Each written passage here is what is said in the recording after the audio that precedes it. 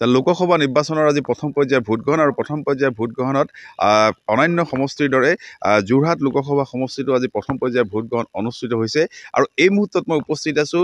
যোৰহাট লোকসভা সমষ্টিৰ অন্তৰ্গত টিয়ক বিধানসভা সমষ্টিৰ টিয়ক নগৰ পৌৰসভাৰ এলেকাৰ এটা আদৰ্শ এটা ভোটগ্ৰহণ কেন্দ্ৰত আৰু 239 নং এই ভোটগ্ৰহণ কেন্দ্ৰত টিয়ক বালিকা উচ্চতৰ মাধ্যমিক বিদ্যালয় আৰু মই সামগ্ৰিক পৰিৱেশ এইটো এটা আদৰ্শ ভোটগ্ৰহণ কেন্দ্ৰ এই কেন্দ্ৰটো পৰিচালনা কৰিছে ইয়াৰ যিসকল প্ৰিজাইডিং বিষয়া আছে বা পুলিং বিষয়া আছে সকলোৱে মহিলাক ইয়াত নিযুক্ত কৰা হৈছে মহিলাৰ দ্বাৰা সকলো পৰিচালিত হ'ব আৰু সজাই পৰাই তোলা হৈছে আচলতে এই ইয়াৰ যি প্ৰৱেশ পথ সজাই তোলা হৈছে বিভিন্ন ধৰণে এনেদৰে সজাই তোলা হৈছে আৰু প্ৰকৃততে এটা আদৰ্শ এটা কেন্দ্ৰ ভোটগ্ৰহণ কেন্দ্ৰ হিচাপে ইয়াক আচলতে পৰ্যবেক্ষিত কৰিছে আৰু এই কথা ক'ব লাগিব যে প্ৰথম পৰ্যায়ৰ যি ভোটগ্ৰহণ আৰু ভোটগ্ৰহণ প্ৰক্ৰিয়া ইতিমধ্যে আৰম্ভ হৈছে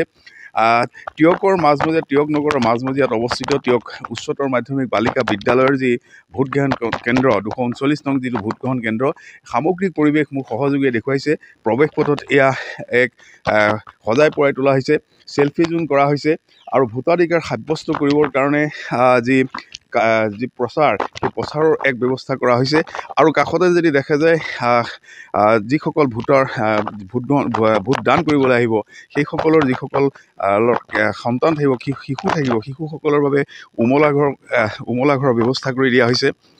যিসকল জ্যেষ্ঠ নাগৰিকসকলৰ বাবেও এটা বিশেষ আছুতীয়া কক্ষ ৰখা হৈছে আৰু এনেদৰে আচলতে যি আদৰ্শ যিটো ভোটগ্ৰহণ কেন্দ্ৰ সেই ভোটগ্ৰহণ কেন্দ্ৰটো সজাই পৰাই তোলা হৈছে মোৰ সহযোগী সামগ্ৰিক দৃশ্য দেখুৱাইছে আৰু আনফালে দেখা গৈছে যে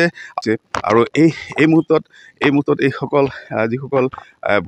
ভোটাৰ তেওঁলোকে ভোটাধিকাৰ সাব্যস্ত কৰিবৰ কাৰণে আহিছে এই কথা ক'ব লাগিব যে এই অন্যান্য যি সমষ্টি আছে সমষ্টিৰ তুলনাত যোৰহাট লোকসভা সমষ্টিটোলৈ সকলোৰে চকু নিবন্ধ হৈ আছে এইবাবে যে এখন হাই ভল্টেজ এখন যিখন যুঁজত অৱতীৰ্ণ হৈছে সাংসদ তপন কুমাৰ গগৈ বিজেপিৰ মিত্ৰজোঁট প্ৰাৰ্থী আৰু আনফালে প্ৰাক্তন মুখ্যমন্ত্ৰী তৰুণ গগৈৰ পুত্ৰ কলিয়াবৰ লোকসভা সমষ্টিৰ সাংসদ দুবাৰকৈ সাংসদ সেই সাংসদে প্ৰতিনিধিত্ব কৰিছে গৌৰৱ গগৈয়ে আৰু স্বাভাৱিকতে সকলোৰে দৃষ্টি নিবন্ধ হৈছে আৰু সমগ্ৰ দিছপুৰখনে আচলতে প্ৰচাৰৰ বাবে ইয়াত উঠি পৰি লাগিছিল এজন জ্যেষ্ঠ নাগৰিক আছে কি ক'ব পুৱাই আহিছে ভোটাধিকাৰ সাব্যস্ত কৰিব আৰু কি বিচাৰে এগৰাকী জ্যেষ্ঠ নাগৰিক হিচাপে জয় আমি প্ৰাৰ্থীসকললৈ আমি ধন্যবাদ আৰু শুভেচ্ছা জ্ঞাপন কৰিছোঁ আৰু অসমৰ ভোটাৰসকললৈ আমি আশীৰ্বাদ আৰু শুভেচ্ছা জ্ঞাপন কৰিছোঁ আশা কৰিছোঁ যে তেখেতসকলৰ যিটো জন্মগত স্বত্ব ভোটাধিকাৰ সেই ভোটাধিকাৰ সাব্যস্ত কৰি যোৰহাট লোকসভা সমষ্টিত এজন যোগ্য প্ৰাৰ্থীক নিৰ্বাচিত কৰি পঠিয়াব এই আশাৰে সৈতে আমি ভোট দিবলৈ আহিছোঁ হয় ধন্যবাদ জনাইছোঁ নৱপ্ৰজন্মৰ কিবাগৰাকীও দেখি ভোটাধিকাৰ সাব্যস্ত কৰিছে মই আপোনাৰ ওচৰলৈকে আহিছোঁ এই মুহূৰ্তত কি আশা লৈ কি বাৰ্তা দিব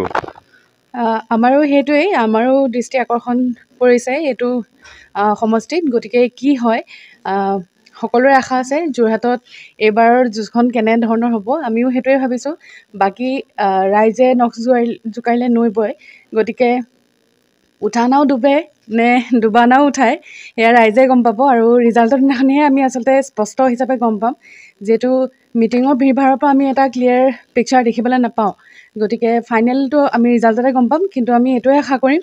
যে যোনজন যোগ্য তেখেতে জয়ী হওক সেয়াই আমাৰ আশা সংসদত কেনেকুৱা প্ৰাৰ্থী বা কেনেকুৱা সাংসদে প্ৰতিনিধিত্ব কৰাটো বিচাৰে নিশ্চিতভাৱে ৰাইজৰ যিবিলাক সমস্যা আছে বা আমাৰ উত্তৰ পূৰ্বাঞ্চলক লৈ সৰব হওক তেওঁলোক যোনজনেই নিজিকক লাগিলে যোনজনেই নাযাওক লাগিলে যদি কোনোবা নতুন প্ৰাৰ্থীও যায় বা ধৰক আগতে যদি সক্ৰিয় নহয় তেতিয়াহ'লেও তেওঁ বৰ্তমান সক্ৰিয় হওক যিহেতু ৰাইজে তেওঁক যদি আস্থা দেখুৱায় আৰু তেওঁ যদি জিকে তেতিয়াহ'লে নিশ্চিতভাৱে তেওঁৰ নতুন কৰ্মপন্থাৰ সৈতে আগবাঢ়ক অতীতত যদি কিবা ধৰক সক্ৰিয় হোৱাও নাছিল এতিয়া সক্ৰিয় হওক আৰু যদি সক্ৰিয় কোনোবা যায় তেতিয়াহ'লে নিশ্চিতভাৱে তেওঁ আগতকৈ আৰু দুগুণ উৎসাহেৰে কাম কৰক সেয়াই বিচাৰে